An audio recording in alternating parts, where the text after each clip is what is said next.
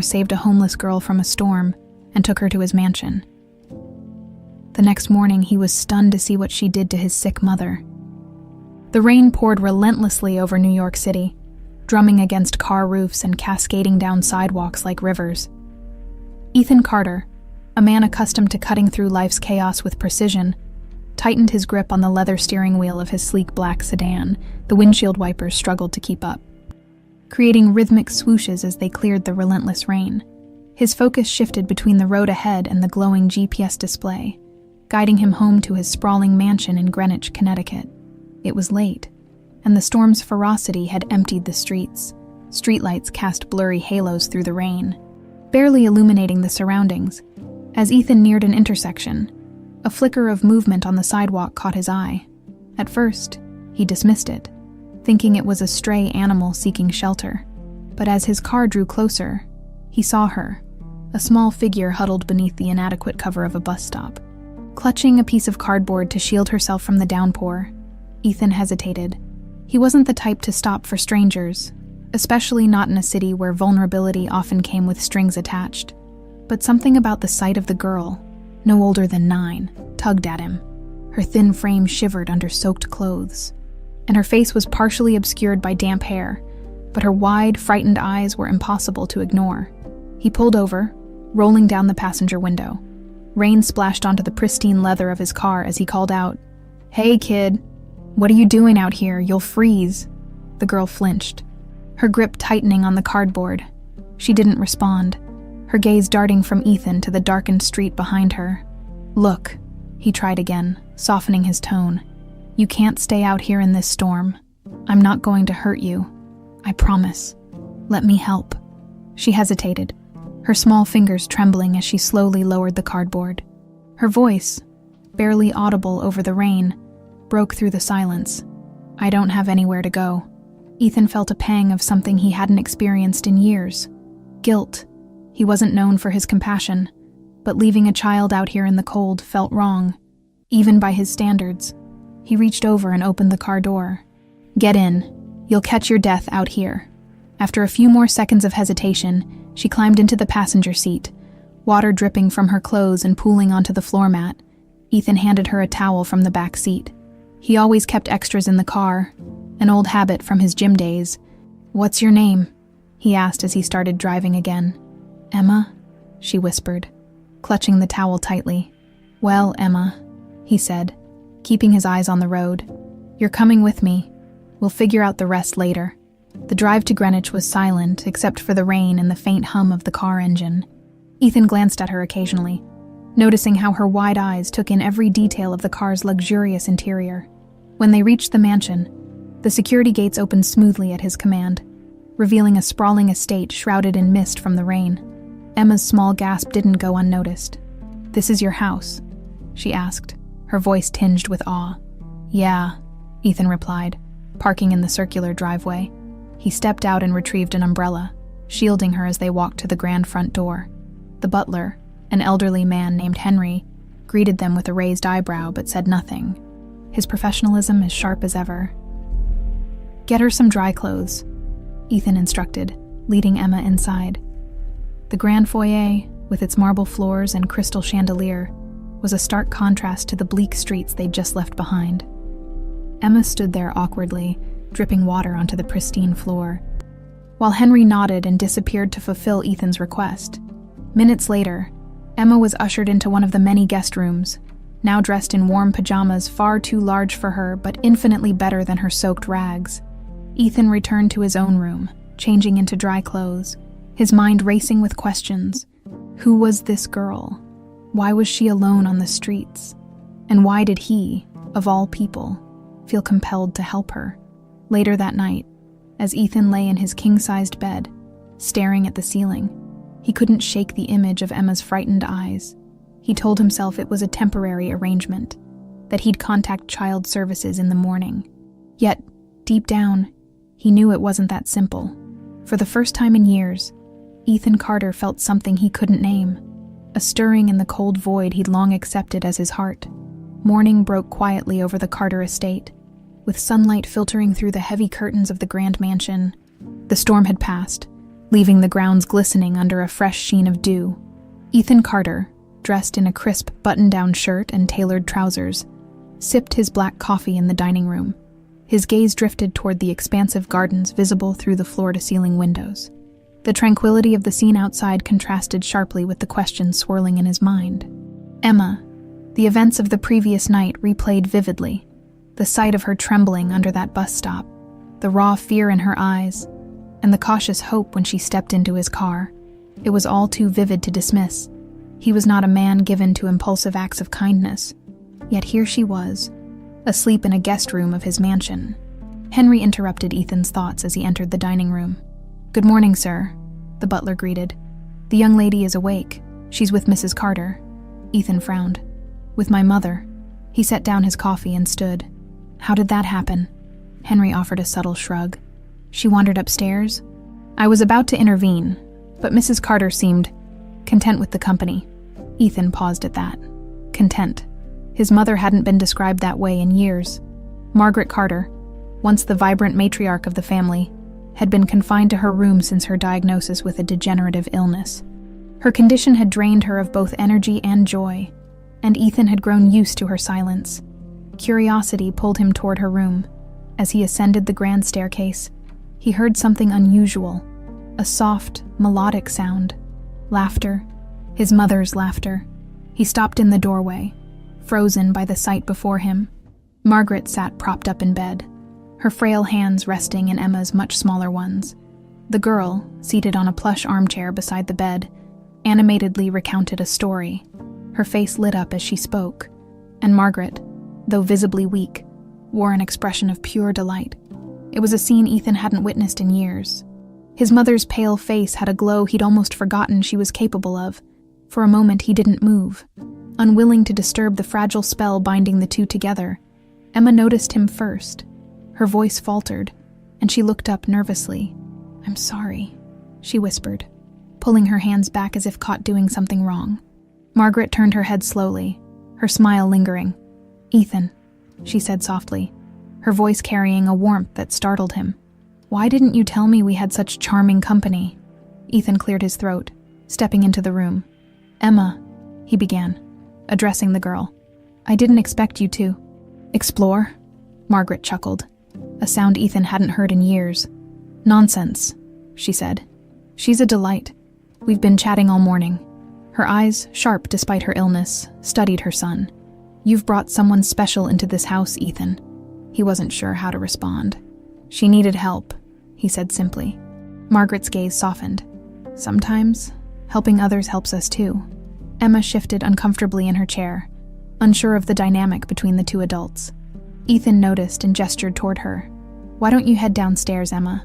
Henry will get you some breakfast." The girl nodded quickly and slipped out of the room, her small feet barely making a sound on the carpeted floor. Once she was gone, Ethan turned back to his mother. "What's going on here?" he asked, his voice low but edged with genuine curiosity. Margaret smiled faintly, leaning back against her pillows. "That girl," she said, "has something rare, a purity, a kindness. It's been a long time since I felt so alive, Ethan. She reminded me of things I thought I'd lost forever." Ethan sat in the chair Emma had vacated. "She's just a kid," he said, though even as he spoke, he knew it wasn't entirely true. There was something extraordinary about Emma, something he couldn't quite name. Margaret reached out weakly, placing a hand over his. "Ethan, don't overthink this. Sometimes, the people who enter our lives unexpectedly are the ones we need the most." Her words lingered in the air as Ethan considered them. He had spent years insulating himself from emotional entanglements, focusing solely on his work and maintaining the Carter legacy. Yet in less than a day, this child had disrupted that carefully constructed bubble. Later, Ethan found Emma in the dining room, her small frame almost dwarfed by the grand table. She ate cautiously, her manners surprisingly refined for someone who had lived on the streets. He sat across from her, folding his hands on the table. "You made quite an impression on my mother," he said, his tone neutral but not unkind. Emma looked down at her plate. "I didn't mean to." He shook his head. "No, it's not a bad thing. She hasn't smiled like that in years." He paused, studying her. "Emma, you don't have to tell me everything now. But I need to know. Where were you before last night? How long have you been on your own? Her fork stilled, and for a moment, she seemed to retreat inward. A while, she said softly. I don't remember exactly. I just kept moving. Ethan wanted to press further, but held back. Her voice carried a weight that hinted at more pain than she was ready to share. For now, he decided, it was enough to have her here, safe. As the morning sunlight poured through the windows, Ethan couldn't shake the feeling that Emma's arrival had set something in motion, something he wasn't entirely prepared for. The days that followed were uncharacteristically quiet in the Carter mansion. Ethan found himself observing Emma more than he interacted with her. She moved through the grand house with an air of caution, as if afraid to leave too much of a mark. Despite her initial shyness, Margaret seemed to draw her out effortlessly. Every morning, Ethan would find the two together, Margaret listening intently as Emma recounted tales from her life, often punctuated with details that raised more questions than they answered.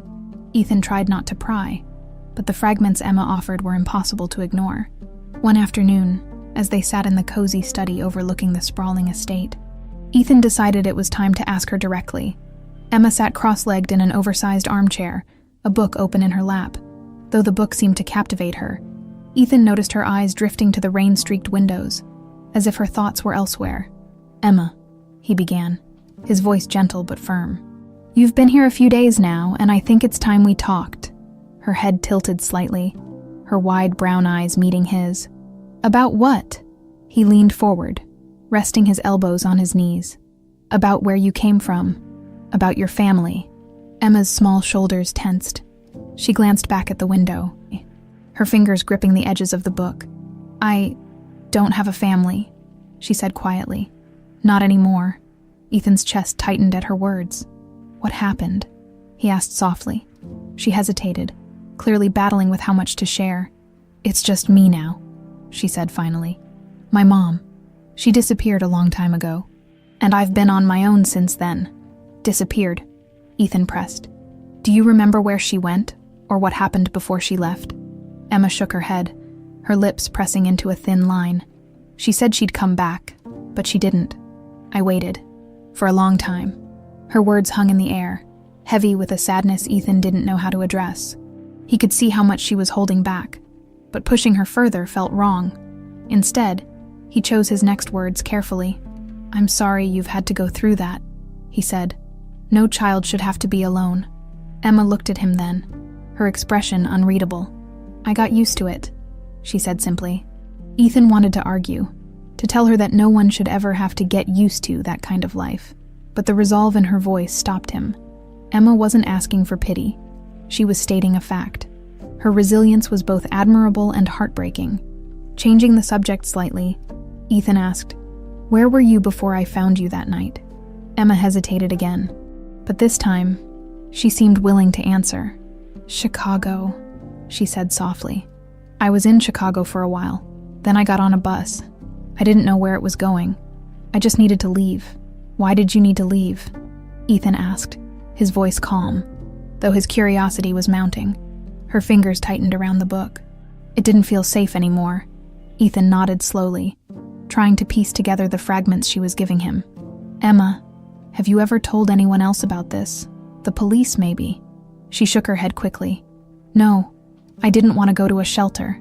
They always ask too many questions, and then sometimes they take you to places where you don't want to go. Ethan didn't push further. He could see the tension in her posture, the way her small body seemed to shrink into the chair. Instead, he leaned back and softened his tone. Listen, you don't have to tell me everything right now, he said. But if there's ever something you need or want to share, you can tell me, okay? Emma nodded, her eyes dropping back to the book in her lap. Okay?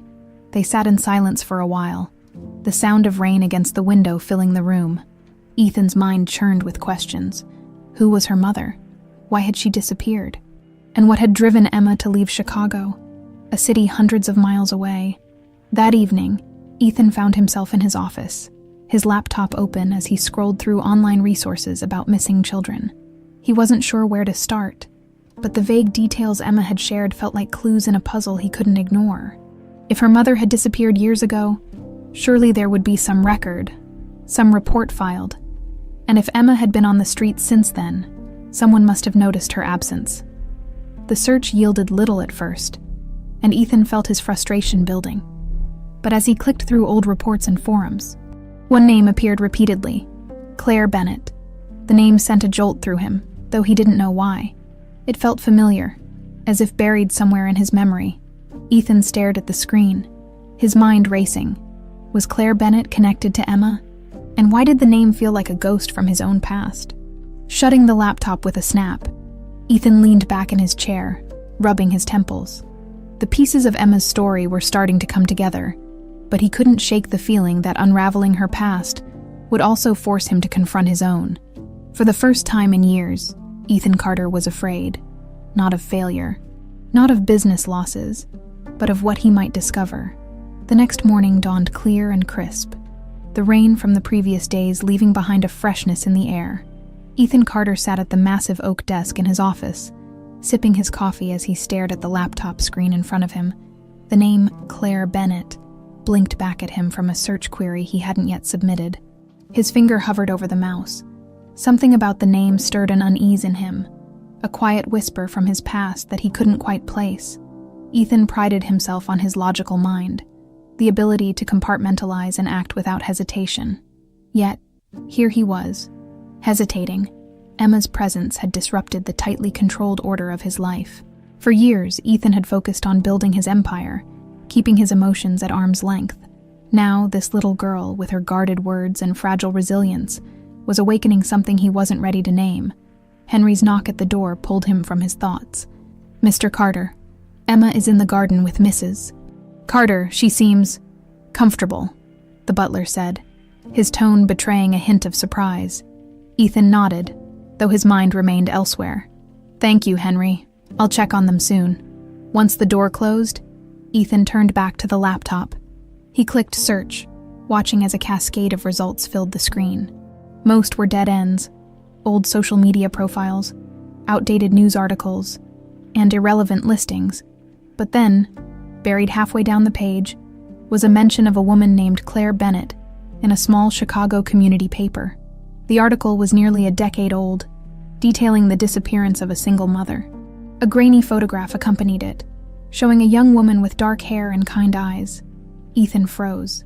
His hand moved almost mechanically to enlarge the image. The woman's features were hauntingly familiar, not because he recognized her directly, but because he could see Emma in her face, the shape of her eyes, the curve of her jaw. It was all there. He leaned back in his chair, his mind racing. Could this really be Emma's mother? And why did her disappearance strike such a chord in him? The office door creaked open, pulling him from his thoughts. Emma stood hesitantly in the doorway, her small frame almost swallowed by the oversized cardigan she'd borrowed from Margaret. "Am I bothering you?" she asked softly. Ethan closed the laptop, forcing a smile. "Not at all, come in." She stepped inside, her bare feet making no sound on the plush carpet. She wandered over to the shelves lining the room, her fingers lightly brushing the spines of books she probably couldn't read yet. "Your house is really big," she said, her voice barely above a whisper. Ethan watched her for a moment before responding. "It is too big, most of the time." Emma turned to face him, tilting her head. "Why would you want to live in a house that's too big?" he chuckled, though it came out more like a sigh. "I suppose I thought it would make things feel full, important." He hesitated, then added, "But sometimes it just feels empty." Emma's small smile was almost imperceptible. "It doesn't feel empty now." The simplicity of her words caught him off guard. He cleared his throat, gesturing for her to sit in one of the chairs across from his desk. She hesitated before climbing into the seat, her legs swinging slightly above the floor. "Emma," he began carefully, "you've mentioned your mother before. Do you remember anything specific about her? Like where she worked? Or any friends she had?" Emma frowned, her small hands gripping the armrests of the chair. "She worked a lot," she said slowly. "I think she was tired a lot too, but she always smiled when she was with me." Ethan nodded, encouraging her. "Do you remember where she worked?" She thought for a long moment, then shook her head. "Not really, but there was a place we used to go sometimes. A little cafe." She said it was our special spot. Her voice softened, and her eyes grew distant. I don't remember the name, though. Ethan made a mental note of that. Do you remember anything else? Like if she ever talked about family or someone who might know where she is? Emma's frown deepened. She didn't talk about family much. Just that it was complicated. She looked up at him then, her gaze sharp for someone so young. Why are you asking all this? Ethan hesitated. I just want to help you, Emma. If there's a way to find out what happened to your mom, I want to try. Her expression softened slightly, though the guarded look in her eyes remained. Okay, she said after a moment, but I don't want to go anywhere. I don't have to. I like it here. Ethan smiled faintly. You're not going anywhere unless you want to, I promise. The conversation lingered in his mind long after Emma had left the room. Her fragmented memories were heartbreaking, but they also deepened his resolve. If Claire Bennett was truly her mother, then Ethan would find the answers they both needed. Sitting back at his desk, he opened his laptop again, scrolling through the article once more. He knew this was only the beginning of what could be a long and complicated journey, but for reasons he couldn't yet fully articulate, he was committed to seeing it through. As the sun began to dip below the horizon, casting long shadows across the office, Ethan felt a quiet determination settle over him. Emma deserved answers, and so did he. The Carter estate was bathed in the soft golden light of late afternoon. Sunbeams filtered through the tall windows of Margaret Carter's bedroom, casting warm patterns across the walls. Margaret, propped up on her bed with a plush blanket draped over her lap, looked more animated than Ethan had seen her in years. Her eyes sparkled as she listened to Emma, who sat cross-legged on the carpet beside her. Chattering excitedly about the books she'd found in the library, Ethan lingered in the doorway. Unnoticed, the scene before him was surreal. His mother, once a vibrant and commanding presence in his life, had been reduced by her illness to a pale, withdrawn shadow of herself. But now, thanks to a little girl who'd come into their lives by chance, Margaret seemed to be rediscovering some of her former vitality. You should have seen it, Emma was saying, her hands gesturing dramatically. There were so many books. Big ones, small ones, some with gold letters. I didn't know where to start. Margaret chuckled. The sound light and musical. The library is one of the best parts of this house. I used to spend hours there before. She trailed off, her smile faltering for a moment before she caught herself. Before I got busy with other things. Emma tilted her head, curiosity lighting her face. What kind of books did you like? Oh, all sorts, Margaret replied, her tone nostalgic. But I always had a soft spot for poetry. It felt like music, but with words. Emma's eyes widened. I like music. My mom used to hum songs all the time. She said music could make you feel things even when words couldn't. Margaret's smile grew softer, and her hand reached out, brushing a strand of hair from Emma's face. Your mother sounds like a very wise woman. Emma nodded, her expression growing serious. She was. I miss her. Ethan chose that moment to step into the room, clearing his throat gently to announce his presence. Both Margaret and Emma looked up, their faces lighting up in tandem. An uncanny and heartwarming sight. Am I interrupting something? He asked, his tone teasing. Margaret waved him off. Not at all. Emma was just telling me about her adventures in the library. You didn't tell me you had a budding scholar under your roof. Ethan smiled faintly, moving to stand by the window. She's full of surprises. Emma, now slightly bashful, looked down at her hands. Mrs. Carter is really nice. She said I could read as many books as I want. Margaret laughed. Of course you can. A house like this should be filled with curious minds. Ethan watched them interact, a strange warmth spreading through him. He couldn't remember the last time he'd seen his mother so engaged, so alive. Emma's presence seemed to unlock something in her, something that no amount of doctors, therapies, or well-meaning interventions had managed to do. I owe you an apology, Mother, Ethan said suddenly, drawing their attention. I should have spent more time with you. I've been preoccupied. Margaret looked at him, her expression softening. We all have our ways of coping, Ethan. I know yours has always been work, but life isn't just about the things we build. It's about the people we share it with. Emma, sensing the shift in the conversation, stood up. I'll go get another book, she announced. You can keep talking. Margaret reached out to stop her. "Stay, dear. You're part of this conversation too." The little girl hesitated, then settled back on the floor. Ethan sat in the armchair near the bed, his gaze flickering between his mother and Emma. "I've been thinking," Ethan began, addressing Margaret. "Emma's presence here, it's not just coincidence. She's brought something back into this house. Into you." Margaret smiled knowingly. "She has a gift, Ethan. Children often do. They remind us of the things we've forgotten to value. Don't take that for granted." He nodded, his thoughts churning. "I'm trying to figure out how to help her. She's been through so much, and she still hasn't told me everything." Margaret's gaze turned thoughtful. "Sometimes, the best way to help someone isn't to ask questions. It's to give them space. Show them they're safe. Let her come to you in her own time." Emma looked up at Ethan, her expression cautious but curious. "You really want to help me?" "Yes," Ethan said firmly. "I do." She studied him for a moment, then gave a small, shy smile. "Okay." The moment felt like an unspoken agreement between them, a fragile trust beginning to form. Ethan wasn't sure where this journey would lead, but he knew he couldn't walk away now. Emma's presence had disrupted his carefully curated life, but for once, he wasn't resisting the change. As the evening settled in, Margaret grew tired, her energy fading as it always did by the end of the day. Ethan helped Emma tuck her into bed, the little girl's small hands smoothing the blanket over Margaret's frail form. "Good night, Mrs. Carter," Emma whispered.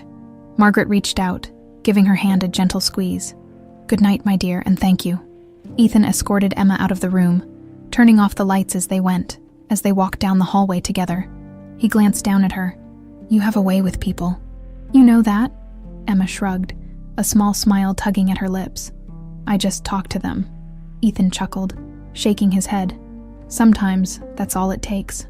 As they descended the grand staircase, the house felt different, warmer, fuller, and less like the lonely monument it had been for so many years.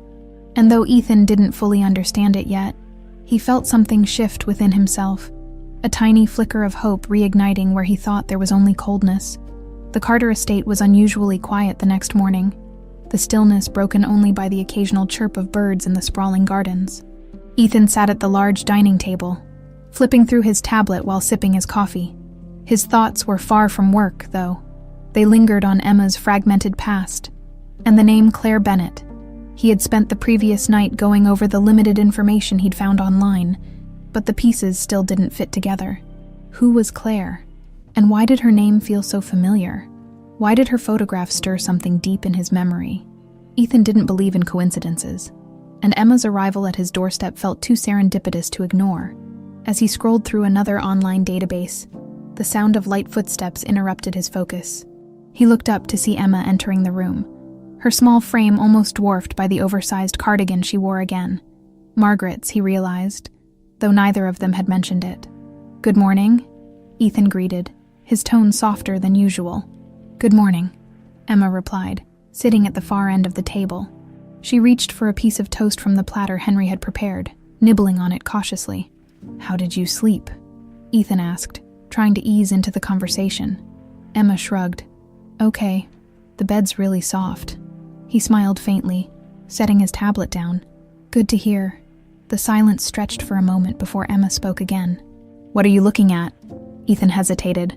He didn't want to overwhelm her with questions, but he also didn't want to lie. "I'm trying to learn more about someone," he said carefully. "Someone who might be connected to you."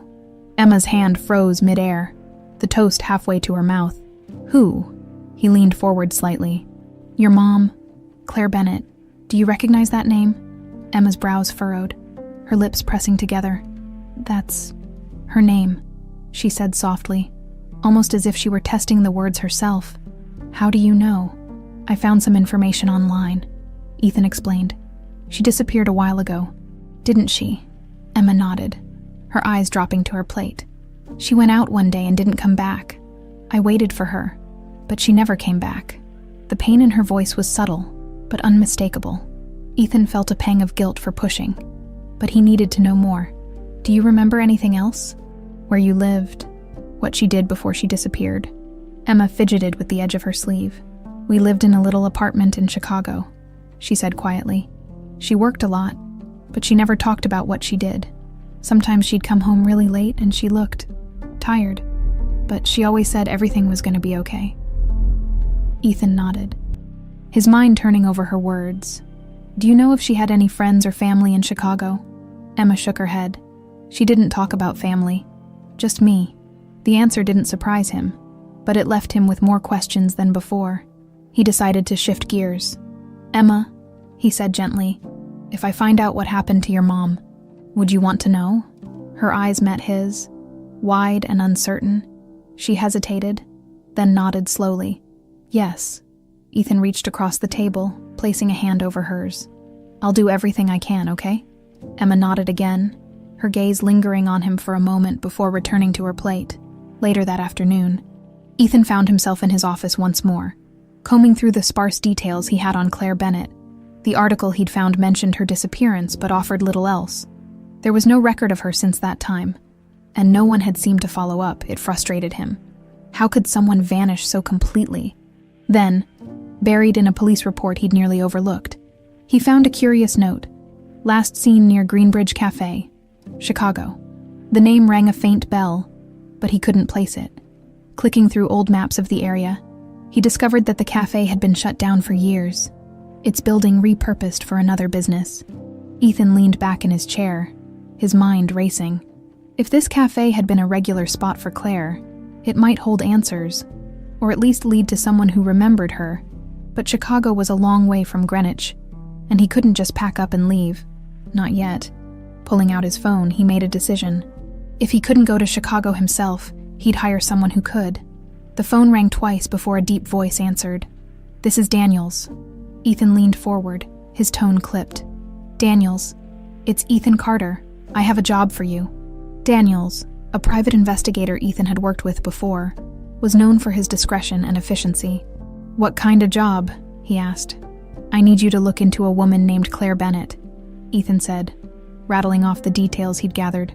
She disappeared years ago, but she might have frequented a place called Greenbridge Cafe. I need to know everything you can find. Her connections, her movements, anything. Daniels was quiet for a moment. This about that kid you mentioned last time, the one you brought into your house. Ethan's jaw tightened. Yes. Got it, Daniels said. I'll start digging. I'll call you when I have something. Ending the call, Ethan stared out the window, his thoughts drifting to Emma. He had promised her answers, but now he was starting to wonder if those answers might lead to more questions. Questions about her, about Claire, and about himself. For the first time, he wondered if he was ready for what he might find. 2 days passed, each one quieter than the last. Ethan spent most of his time in his office, poring over any updates Daniels sent. Each email, every phone call, offered tantalizing fragments of information, yet none of it was enough to paint a complete picture. The weight of the mystery surrounding Claire Bennett, and by extension, Emma, was pressing on him more heavily than he expected. Meanwhile, Emma seemed to settle into the Carter mansion as if she'd always belonged. Her cautious steps had grown more confident, and she roamed the halls with an air of curiosity, often disappearing into the library or the gardens. She and Margaret had become inseparable, their bond strengthening with each passing day.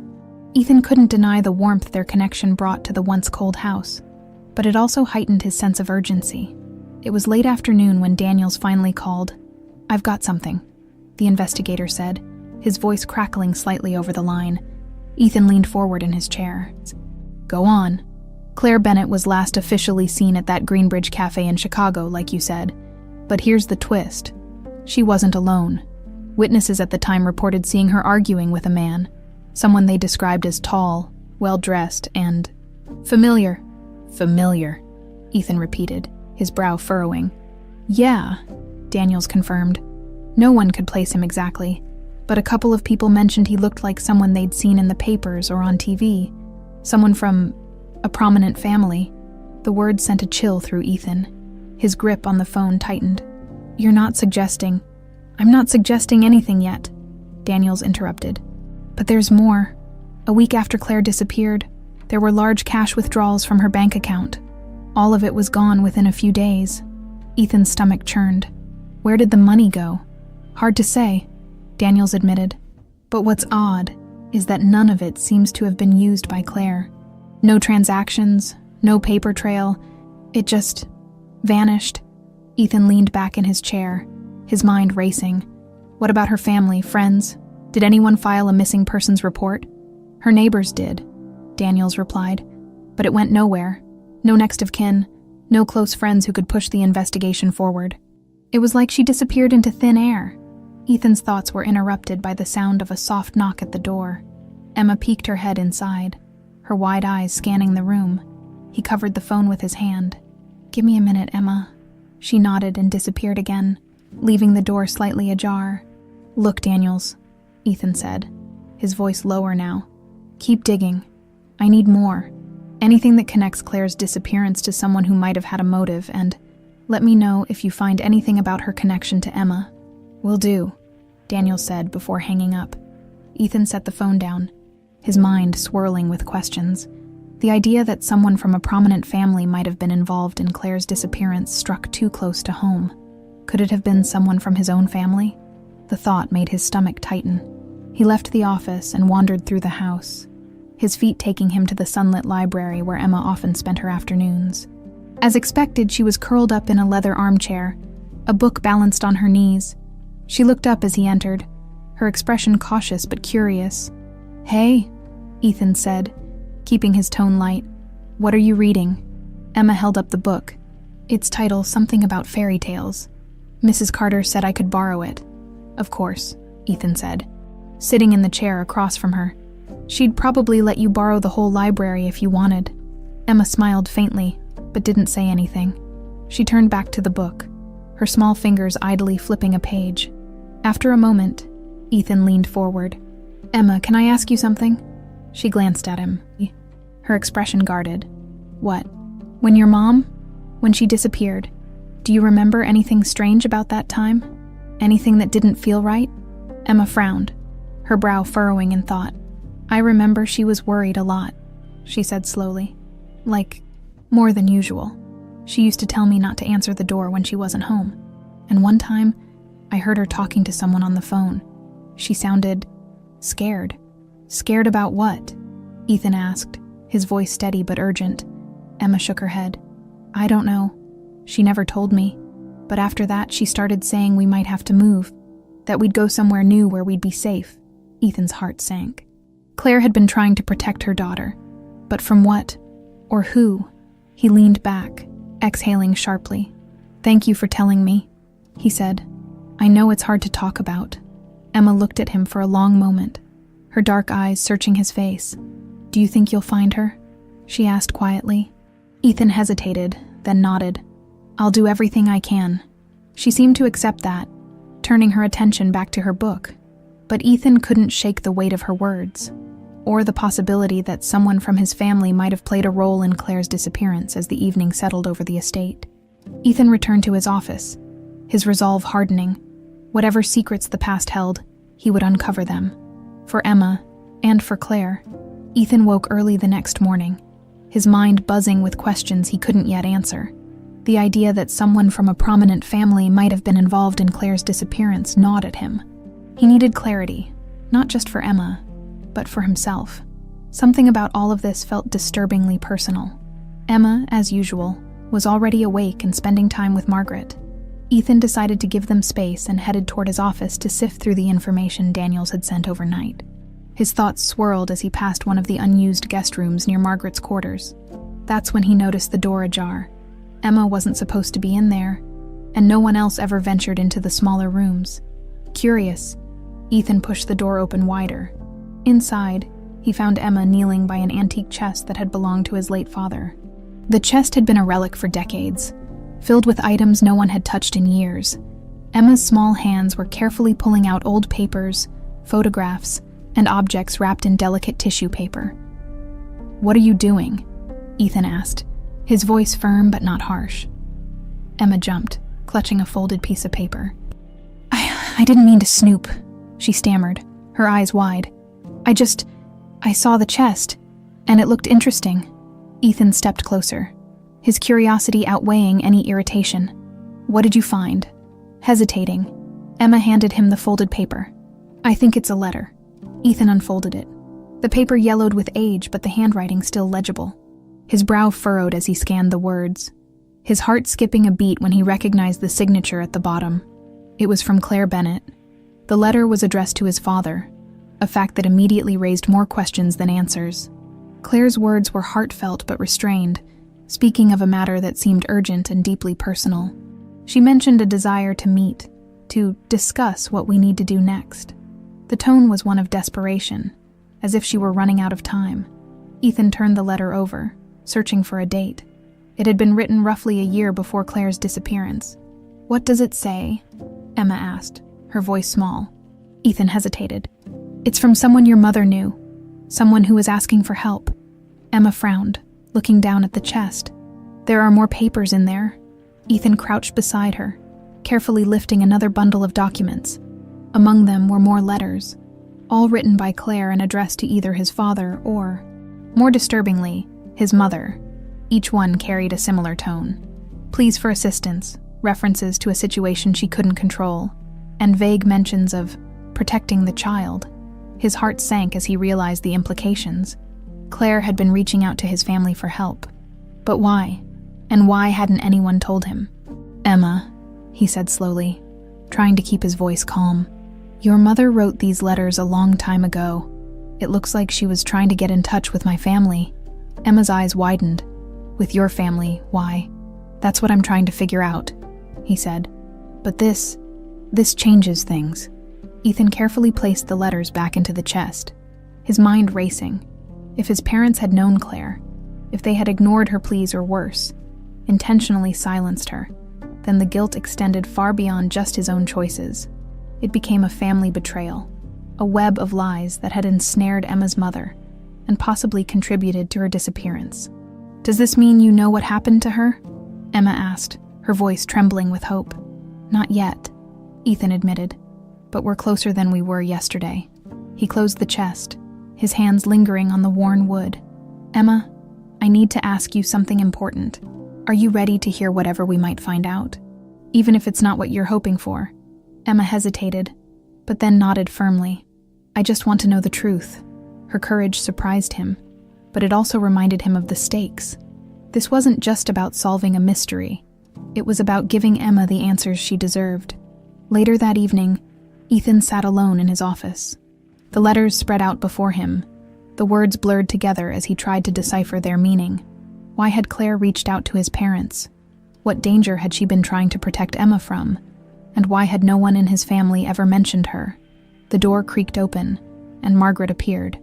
Leaning on her cane, Ethan quickly gathered the letters, but his mother raised a hand. "Don't bother hiding them," she said softly. "I know what they are." Ethan's chest tightened. "You knew Claire?" Margaret eased into a chair across from him, her movements slow but deliberate. "I did," she admitted. "She came to me once. It was years ago, before her disappearance." "Why didn't you tell me?" Ethan demanded, his voice low but laced with frustration. Margaret sighed, her gaze distant. "Because I didn't know how to help her. She was desperate, Ethan. She said someone was after her and her daughter. She asked for money, for resources to disappear. And you said no?" Ethan asked, unable to mask his disbelief. Margaret's eyes snapped to his, sharp despite her frailty. "I didn't say no. I gave her what she needed. But after that, I never heard from her again." Ethan leaned back in his chair, the weight of her words settling over him. "So why didn't you tell me when Emma showed up?" "Because I didn't make the connection until now," Margaret admitted. "And because I didn't want to believe that we might have failed her." Ethan exhaled slowly, his frustration mingling with a new sense of clarity. "We have to figure out what happened," he said firmly. "For Emma, for Claire." Margaret nodded, her expression pained but resolute. "Then let's start with those letters." Together, they began poring over the documents, piecing together the fragments of Claire's desperate pleas. And though the answers still felt just out of reach, Ethan knew they were closer than ever to uncovering the truth. The morning after discovering Claire's letters, Ethan felt the weight of the revelations settling over him like an oppressive fog. Margaret's admission the previous night had confirmed what he feared. His family had been involved in Claire's desperate attempt to protect herself and Emma. The question that lingered was, how deep did the betrayal go? Emma's cheerful chatter with Margaret in the breakfast room was a stark contrast to Ethan's mood. He listened to their voices from the hallway, but the warmth they brought no longer soothed him. Instead, it sharpened his resolve. If Emma was Claire's daughter, if his family had knowingly abandoned them, the guilt he felt wasn't just his. It belonged to the entire Carter legacy. Ethan returned to his office, where the letters were spread out on his desk. Each one seemed to carry a greater sense of urgency than the last. One in particular caught his eye, a folded piece of paper with creases worn soft over time. The letter contained no greeting, only a hurried scrawl. "They're closing in. I can't keep running, please. If you still care about what's right, help us. My daughter doesn't deserve this. She deserves safety, love, and a future. I'll do whatever it takes. Just don't let them find us."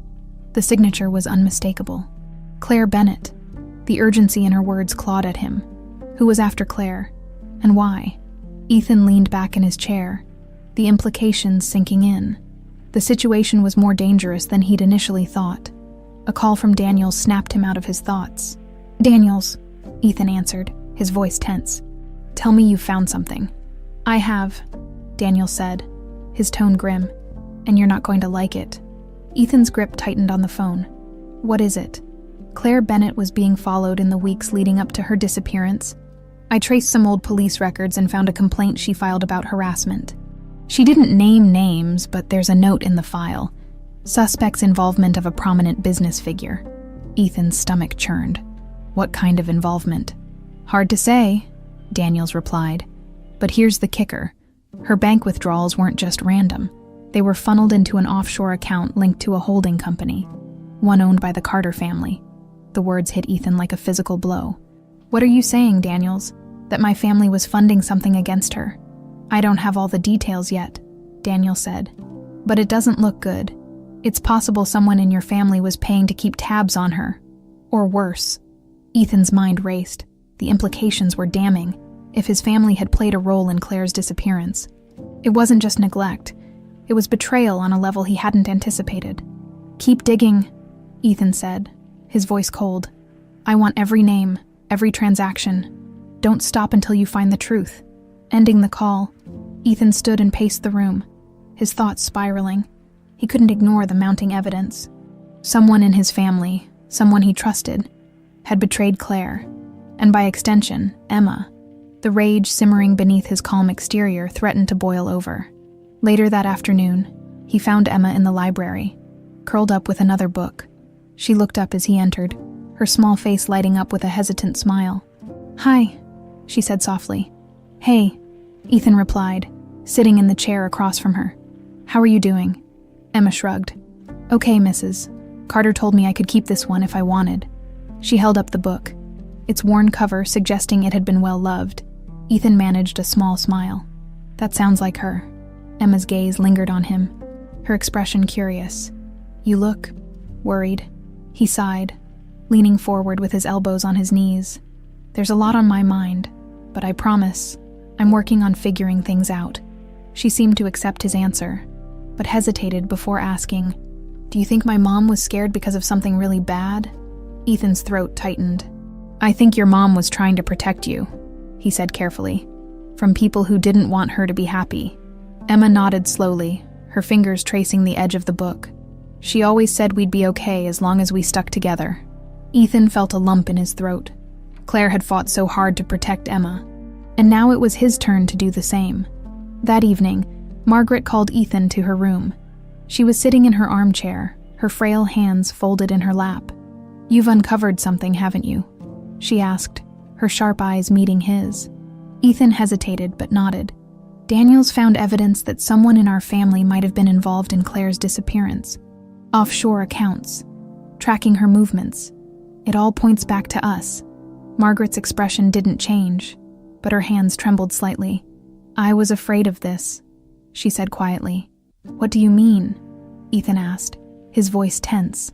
She looked up at him, her eyes heavy with guilt. "Your father, he was a complicated man. He believed in protecting the family legacy at all costs. If he thought Claire, or anyone, was a threat to that, he wouldn't have hesitated to act."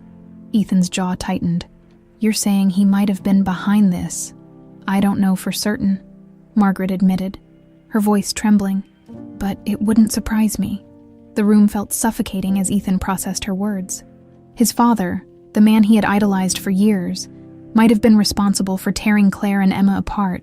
The betrayal cut deeper than he could have imagined. Margaret reached out, her hand resting on his. Whatever the truth is, Ethan, you have a chance to make it right for Claire, for Emma. Ethan nodded, his resolve hardening. I will. As he left her room, Ethan knew one thing for certain.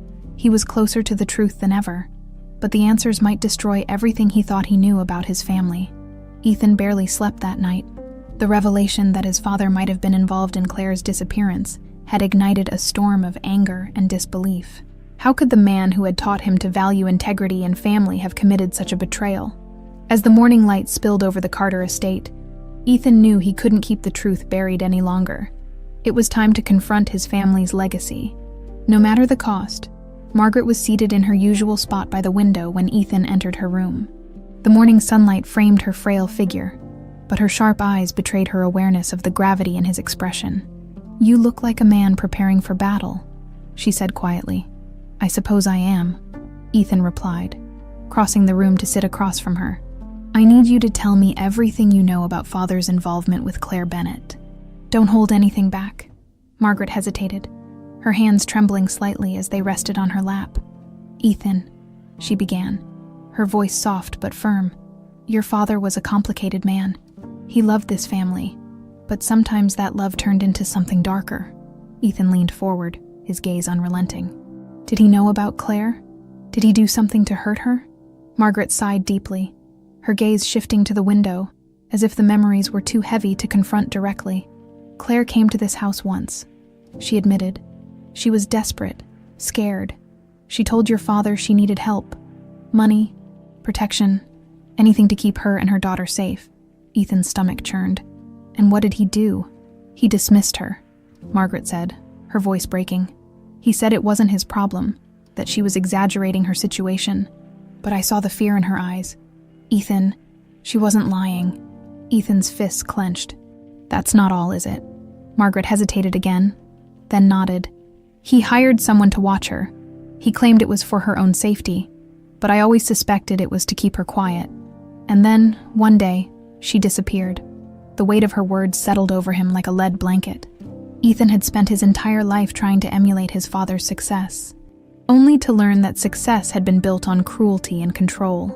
Why didn't you stop him? He asked, his voice low but filled with anger. Margaret's eyes filled with tears. I tried, Ethan, but I was powerless against him.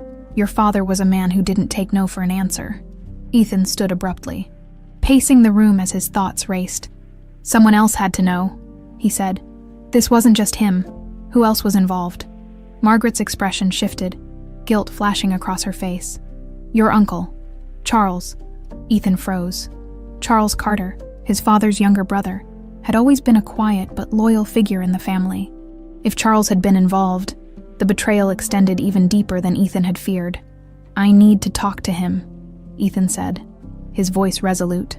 Margaret reached out, her frail hand grasping his. Be careful, Ethan. Charles was always loyal to your father.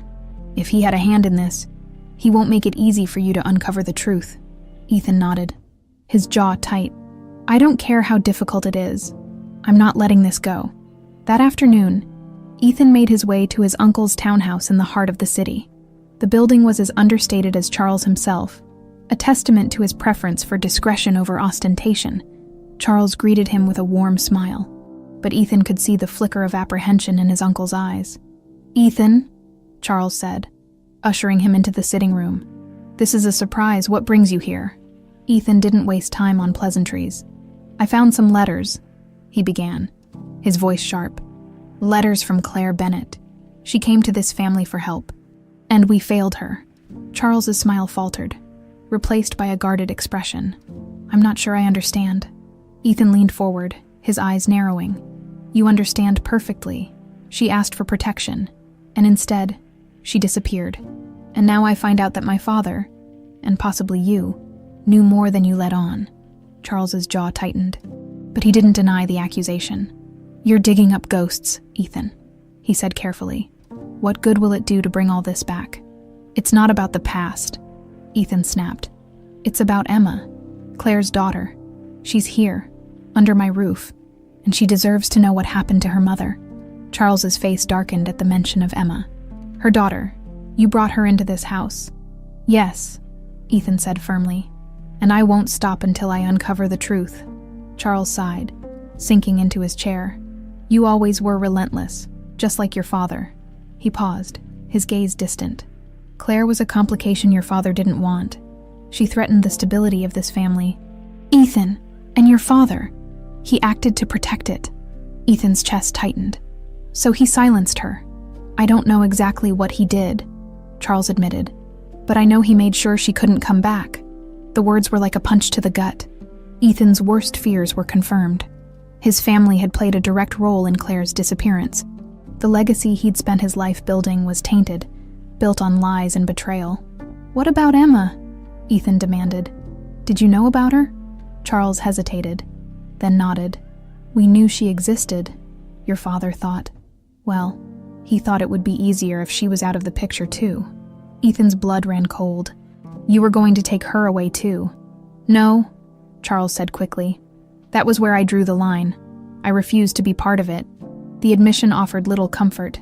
Ethan stood, his anger barely contained. You should have done more, he said. You should have stopped him. Charles didn't argue. He simply looked down. Shame etched into his features. What will you do now? He asked. Ethan's voice was steely. I'm going to fix this. I don't care what it costs. As Ethan left the townhouse, the weight of his family's sins bore down on him. But for Emma, for Claire, he would carry that weight and see this through to the end. Back at the Carter mansion, the air felt heavier than usual. Ethan had spent the drive home processing the damning revelations from Charles. The betrayal of his father, and to a lesser extent his uncle, was a wound that cut deep, but it paled in comparison to the guilt he felt for Claire and Emma. He knew it was time to tell Emma the truth, at least as much as she could handle. Ethan found her in the garden with Margaret. Emma was seated on a bench, her small frame bathed in the late afternoon sunlight, while Margaret dozed lightly in her wheelchair.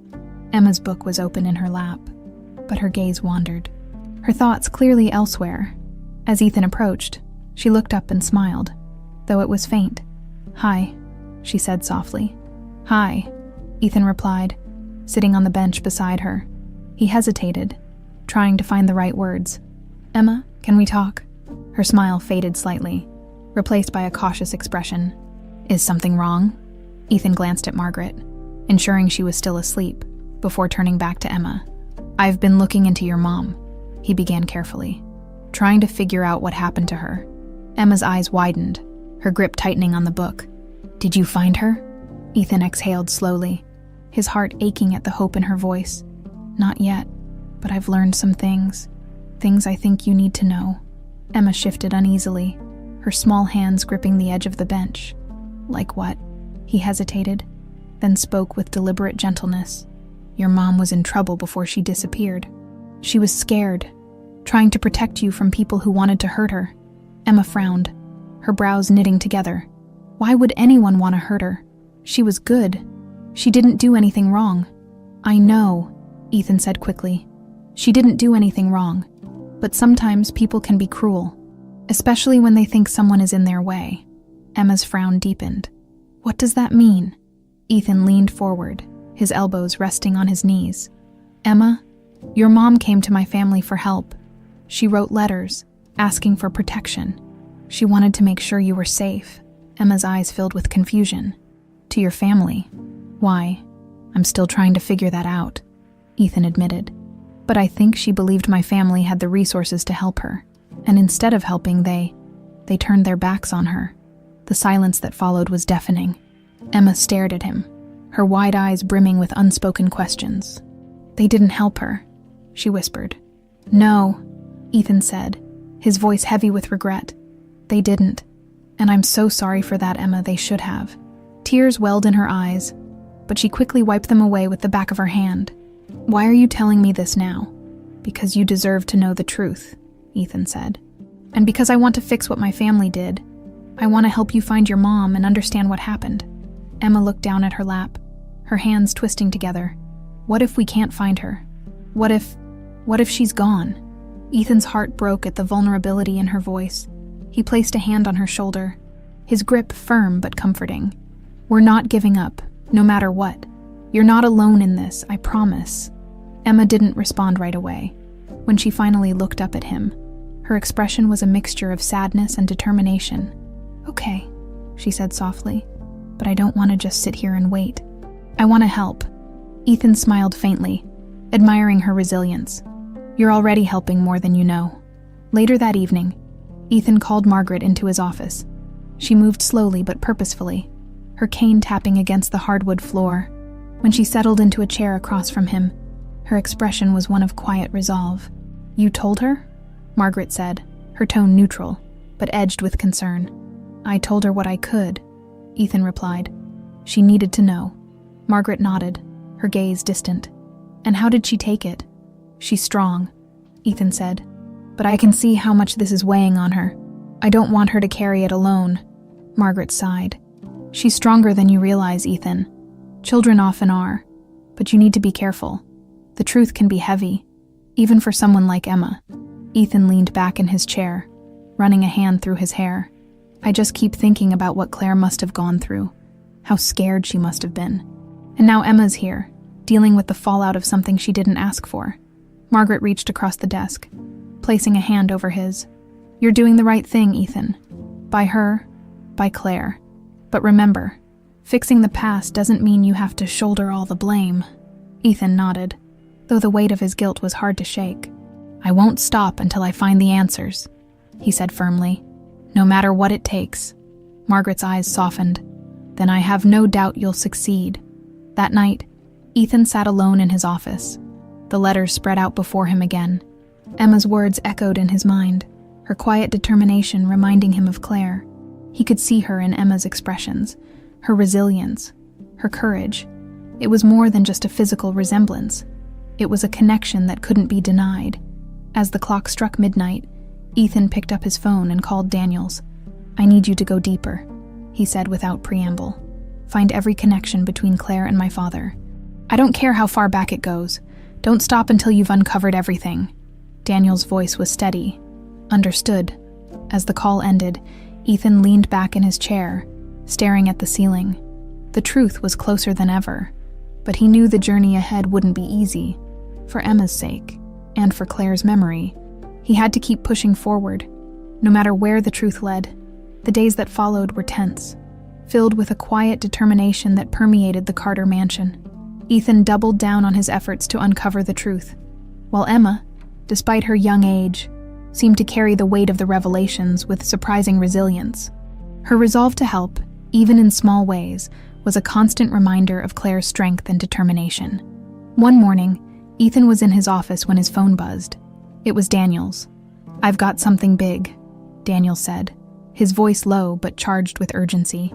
I traced the offshore account tied to your family. The transactions matched the timeline of Claire Bennett's disappearance. Ethan's jaw tightened. And the account wasn't just used to monitor her, Daniels continued. It funded her disappearance. The words hit Ethan like a punch. What do you mean, funded her disappearance? You're saying my father paid someone to take care of her? Yes, Daniels confirmed grimly. But here's where it gets more complicated. The trail doesn't end with your father.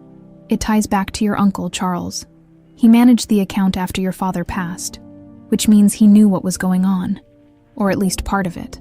Ethan felt his chest tighten. His father's betrayal had been bad enough, but Charles had always been a quiet presence in the family, someone Ethan had trusted. To know that his uncle had been complicit, or worse, felt like another knife to the gut. Does this connect directly to Claire's disappearance? Ethan asked, his voice cold. There's no explicit record, but the timing lines up too perfectly to be a coincidence, Daniels replied. And there's one more thing. I found a name, a man who was paid through that account during the weeks Claire disappeared. Who is he? Ethan demanded. Victor Ramos, Daniels said. He was a private contractor, someone who specialized in making problems disappear. Ethan's blood ran cold. Where is he now? Still in Chicago, Daniels said.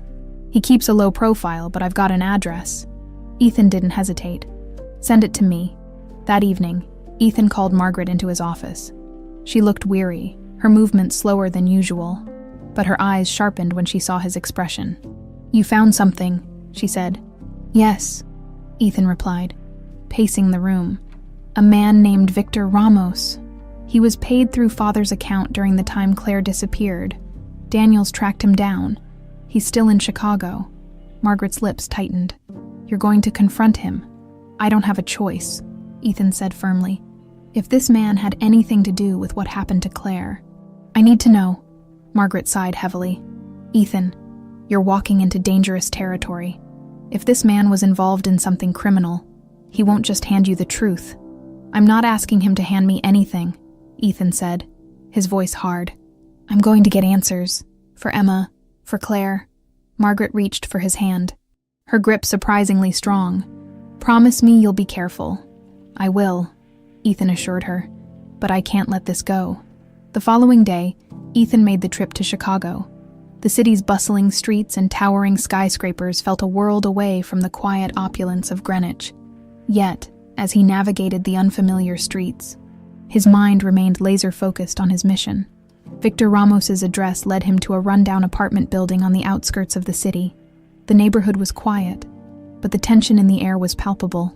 Ethan climbed the creaking stairs to the third floor, his footsteps echoing in the dimly lit hallway. He stopped in front of a battered door marked with peeling numbers. He knocked, his heart pounding. After a moment, the door opened a crack, and a wiry man with sharp eyes peered out. "Who are you?" he asked, his voice rough. "Ethan Carter," Ethan said evenly. "We need to talk." Ramos's expression darkened. "I don't know you, but you know my family," Ethan said, stepping forward. "You worked for my father, Victor Ramos, right?" The door slammed shut, but Ethan reacted quickly, shoving it back open with his shoulder. Ramos stumbled back, his eyes widening. "Hey, what the hell?" "You're going to tell me what happened to Claire Bennett," Ethan said, his voice low and deadly. "Right now." Ramos's face twisted into a sneer. "I don't know what you're talking about." Ethan grabbed the front of Ramos's shirt, slamming him against the wall. "Don't lie to me. I know you were paid through my family's account. You were the last link to her disappearance. Tell me what happened." For a moment, Ramos looked like he might fight back, but the fire in Ethan's eyes seemed to make him reconsider. All right, he said, raising his hands. "I didn't kill her. All right, I was hired to scare her off, that's all." "Scare her," Ethan demanded, his grip tightening. "Grip. Where is she?" "I don't know," Ramos said quickly. "I did the job and she disappeared. I swear, I don't know where she went." Ethan's mind raced. Ramos might not have the full story, but he was still hiding something. "Who hired you?" "Was it my father?" "My uncle." Ramos hesitated, his gaze darting away. "It was your uncle," he admitted reluctantly. "Charles. He told me she was a threat to your family and needed to be dealt with." Ethan released Ramos, his stomach churning. His worst fears had been confirmed. Charles wasn't just complicit. He had orchestrated the plan to remove Claire from their lives. "If you're lying to me," Ethan began, his voice low and dangerous. "I'm not," Ramos said quickly. "That's all I know, I swear." Ethan stepped back, his mind racing. The pieces were falling into place, but the picture they formed was more devastating than he'd imagined. Charles, the man he'd trusted like a second father, had betrayed Claire and Emma in the worst possible way. Without another word, Ethan turned and left the apartment. His next confrontation wouldn't be with a hired thug. It would be with his own blood. Ethan's hands gripped the steering wheel tightly as he drove back to Greenwich, his mind racing with anger and betrayal. Charles, the man who had sat at countless family dinners, who had offered quiet advice during difficult times, had been the one orchestrating Claire's disappearance. Worse, his actions had put Emma in danger. Even now, by the time Ethan reached the Carter mansion, the sun was dipping below the horizon. Casting the estate in long, dark shadows, he parked the car hastily and strode inside, the sharp clicks of his shoes echoing through the grand entryway. "Henry!" he barked, his voice carrying through the halls. The butler appeared almost instantly, his expression calm but concerned. "Yes, mister." "Carter, where's Emma?" Ethan demanded, his voice sharper than he intended. Henry frowned. "She was in the garden with Mrs. Carter earlier, but I believe she's now in her room." Without another word, Ethan headed upstairs, his steps quick and purposeful. He knocked on Emma's door but received no response. A chill ran down his spine as he opened the door to find the room empty. "Emma!" he called out, his voice taut with worry. He checked the adjoining bathroom, the closet, and even under the bed, but she was nowhere to be found. He returned to the hallway, his heart pounding. Just then, Margaret appeared at the top of the stairs, leaning heavily on her cane. "Ethan, what's wrong?" she asked, her voice laced with concern. "Emma's gone," he said, his chest tightening as the words left his mouth. Margaret's face paled. "What do you mean, gone? She was just here." Ethan didn't answer. Instead, he pulled out his phone and called Daniels. The private investigator picked up after the first ring. "Daniels, Emma's missing," Ethan said urgently. "I need you to track her location. She can't have gone far." Daniels' voice was steady, but there was an edge of concern. "I'll get on it. Do you have any idea where she might have gone?" "No," Ethan admitted, pacing the hallway. "But I just found out my Uncle Charles is tied to Claire's disappearance. If he knows about Emma, he might be involved."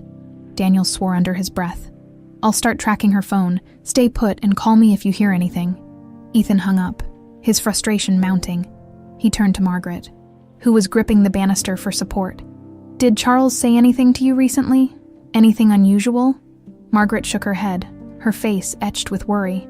"No, but Ethan, if Charles is involved, you need to be careful. He's not the man we thought he was." Ethan nodded grimly and headed toward his office. He couldn't sit idly by while Emma was missing.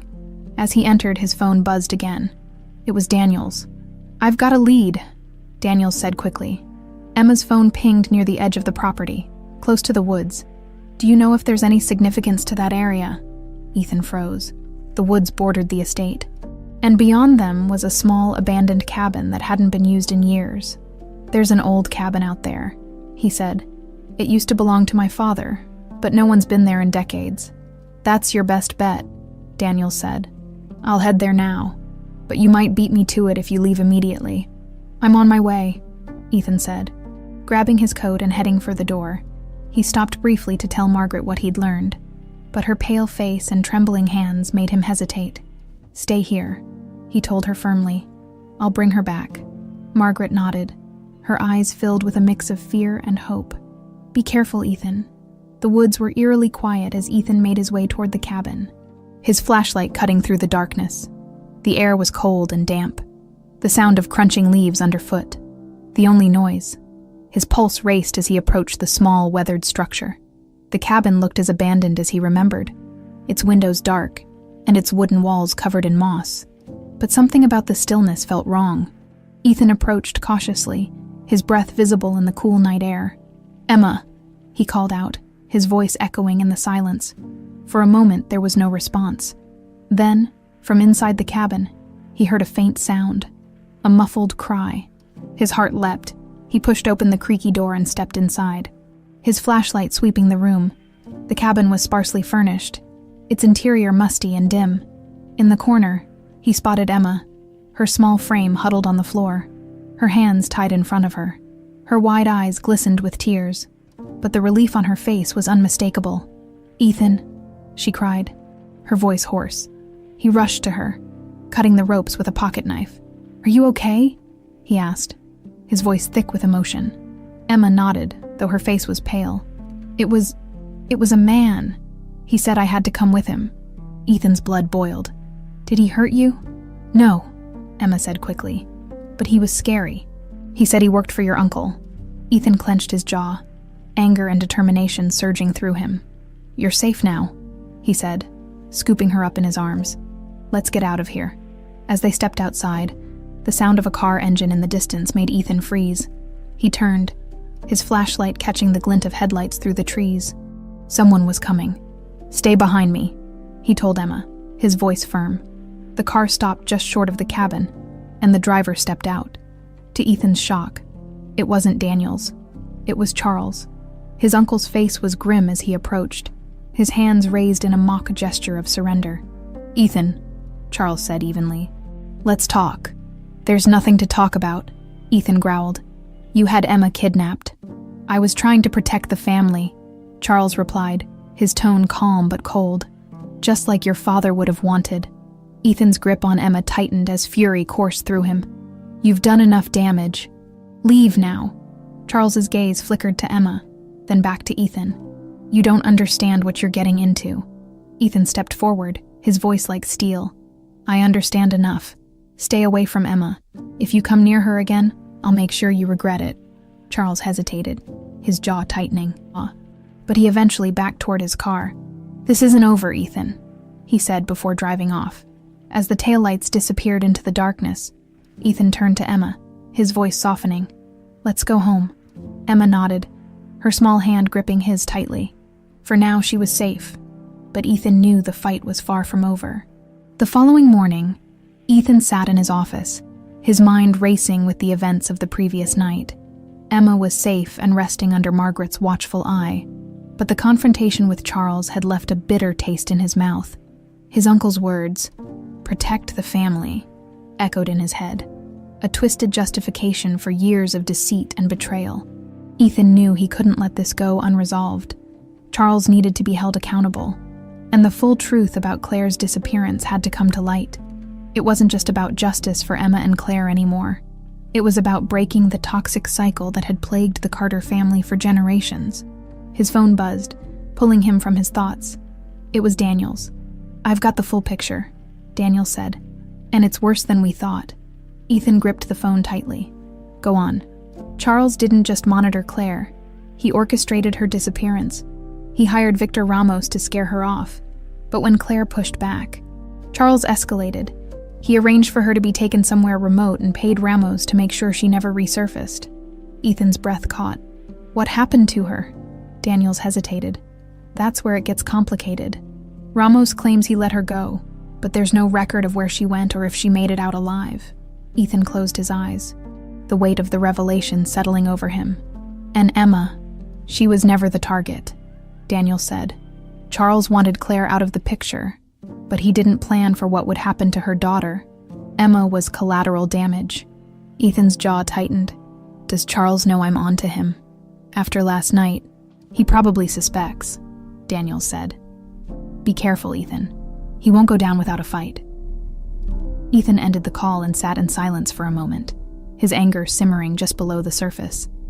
He knew what he had to do. That evening, Ethan summoned Charles to the mansion. The message was simple and direct. We need to talk. Come to the house.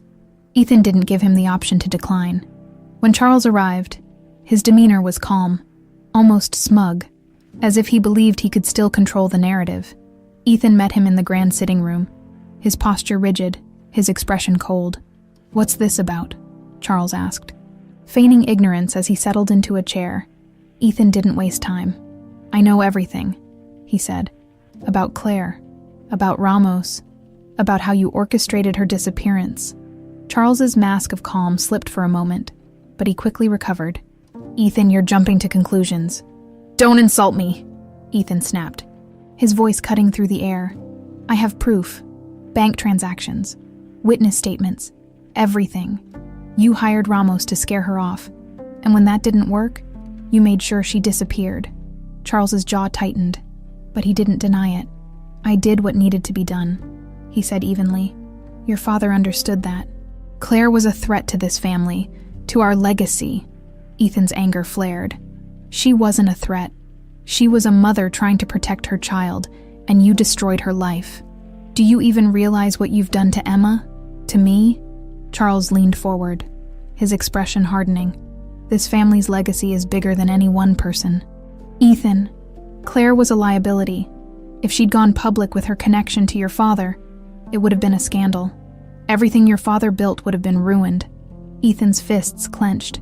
You think that justifies what you did? That you can hide behind protecting the family to excuse your crimes?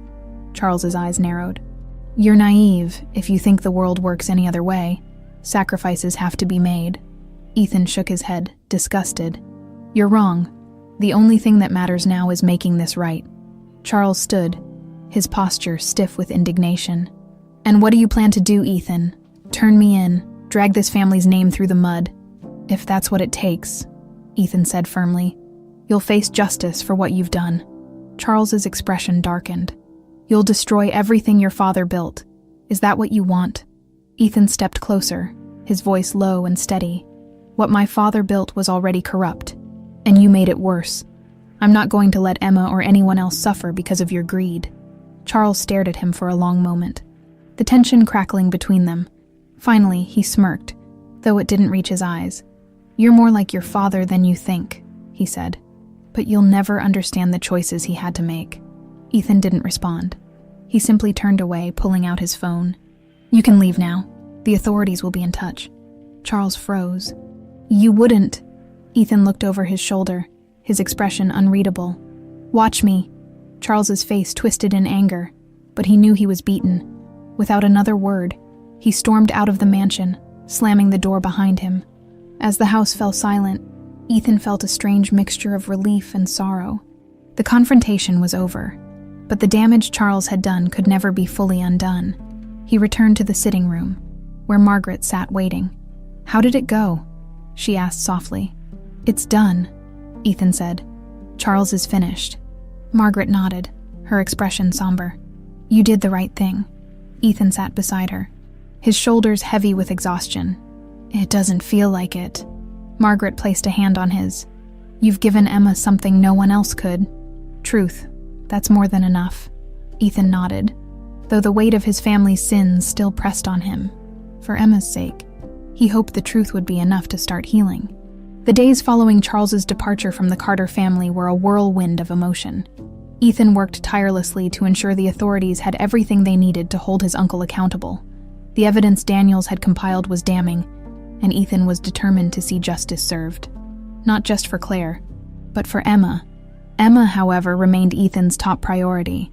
She had been quiet since her ordeal, retreating into herself in a way that worried him. She spent most of her time with Margaret, who seemed to instinctively know how to comfort the young girl without prying. Ethan watched from a distance, unsure of how to bridge the gap between them after everything she'd been through. One evening, as the sun dipped below the horizon, Ethan found Emma in the garden, sitting on a stone bench near the rose bushes.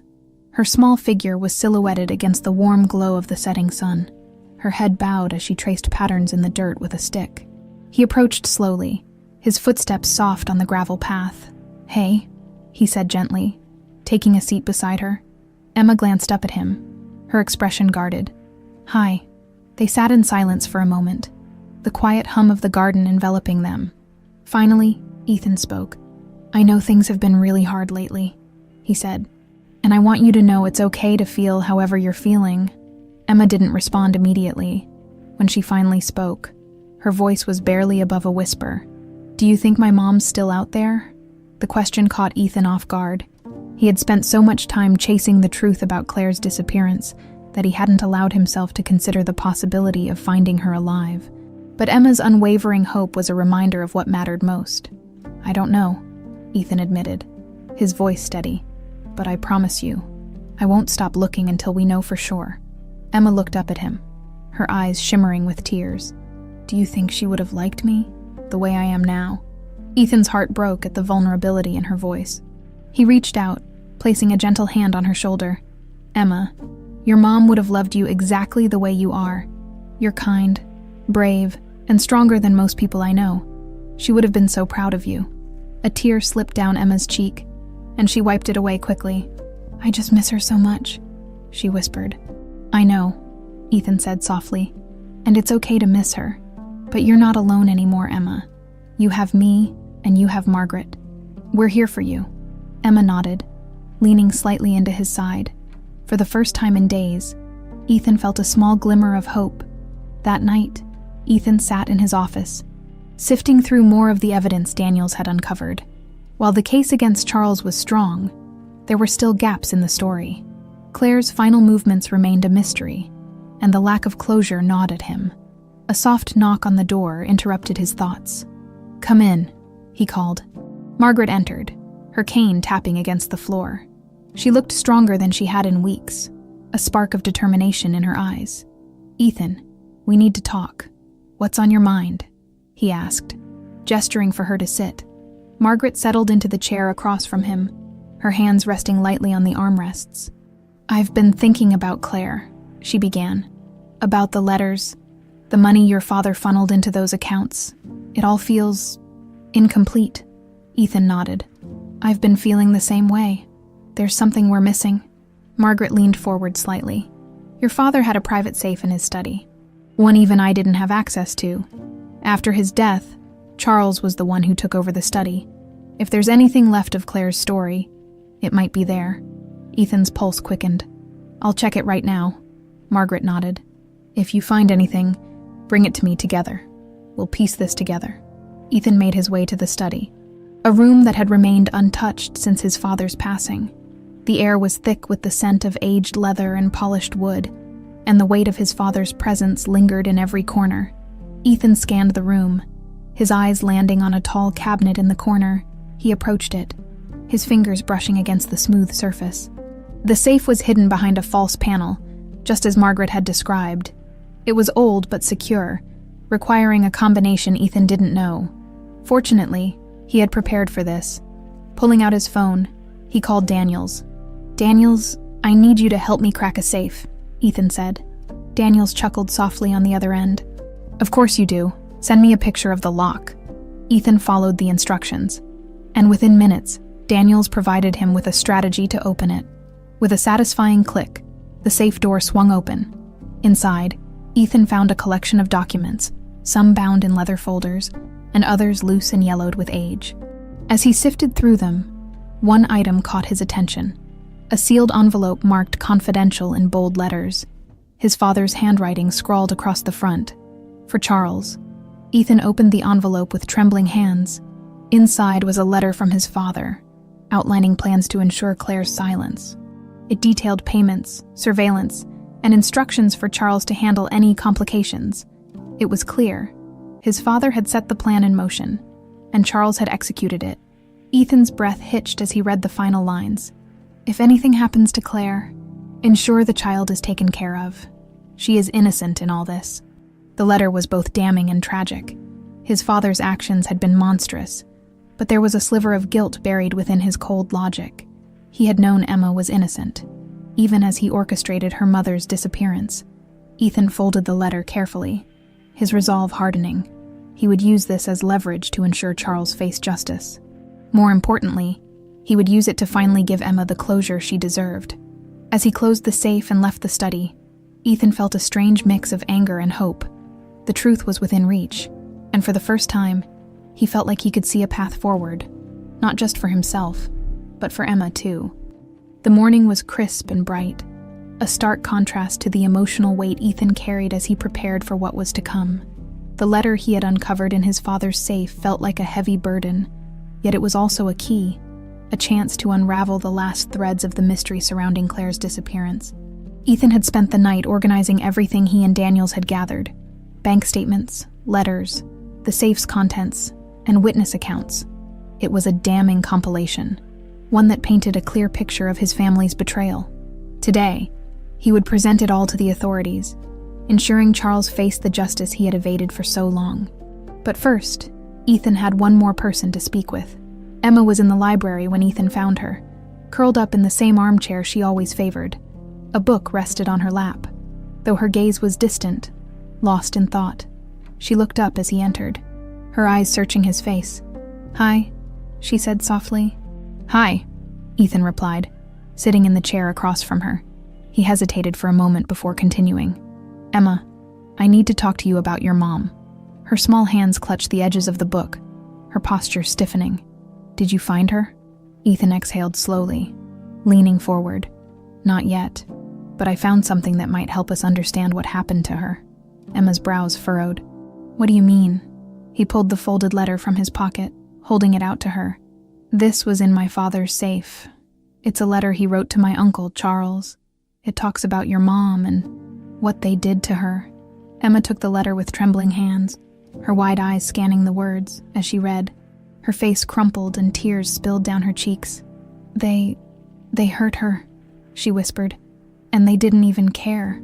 Ethan's chest tightened as he watched her process the painful truth. "Emma, I can't change what they did. he said gently. "But I promise you, I'll do everything in my power to make sure Charles pays for it. And I'll keep searching for your mom. We won't give up until we find her." Emma looked up at him, her tear-streaked face filled with both sorrow and determination. "You mean that? Every word," Ethan said firmly. She nodded, her small hand reaching out to clutch his. "Okay."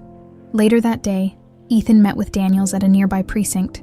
Together, they handed over the evidence, walking the detectives through the timeline and details of Charles's involvement in Claire's disappearance. The authorities took it seriously, their grim expressions confirming what Ethan already knew. Charles wouldn't be able to escape justice this time. As Ethan left the precinct, he felt a strange mix of relief and exhaustion. The battle wasn't over, but the tide had turned. For the first time, he felt like he was making progress, not just for himself, but for Emma. Back at the Carter mansion, Ethan found Margaret in the sitting room, her gaze fixed on the fireplace. She turned as he entered, her expression softening. "How did it go?" she asked. "It's in the authorities' hands now," Ethan said, sitting beside her. "Charles will face the consequences." Margaret nodded, her hands trembling slightly as she reached for his. "I'm proud of you, Ethan, for standing up for what's right, even when it meant going against the family." Ethan squeezed her hand. "It wasn't an easy choice, but it was the only one." Margaret's gaze grew distant. "I only wish I'd done more for Claire when I had the chance." "You're helping now," Ethan said. "That matters." That evening, Ethan gathered Emma and Margaret in the dining room for a quiet dinner. The tension that had hung over the house for weeks seemed to ease slightly, replaced by a fragile sense of peace. Emma was quieter than usual, but there was a newfound strength in her demeanor, a determination to face the future, no matter what it held. As they finished their meal, Emma looked up at Ethan, her voice small but steady. "Do you think my mom would want me to stay here?" "With you?" Ethan's heart ached at the question, but he met her gaze with unwavering sincerity. "I think your mom would want you to be somewhere safe, somewhere you're cared for and loved. And if that's here, then I'll do everything I can to make this your home." Emma nodded slowly, a small smile tugging at the corners of her lips. "Okay." Margaret reached over, placing a hand on Emma's. "You're part of this family now, Emma, and we're going to make sure you have everything you need." For the first time in weeks, Emma's smile reached her eyes. "Thank you." As the night settled over the Carter estate, Ethan stood in his office, staring out at the moonlit gardens. The journey wasn't over. There were still questions to answer, and the search for Claire remained unfinished. But for the first time, he felt like they were on the right path. Emma's quiet resilience had reminded him of the importance of family, not the one he'd been born into, but the one he was building now, and with Margaret's support and Emma's trust, he knew they could face whatever challenges lay ahead. Together, they would honor Claire's memory and ensure that Emma's future was one of love, safety, and hope.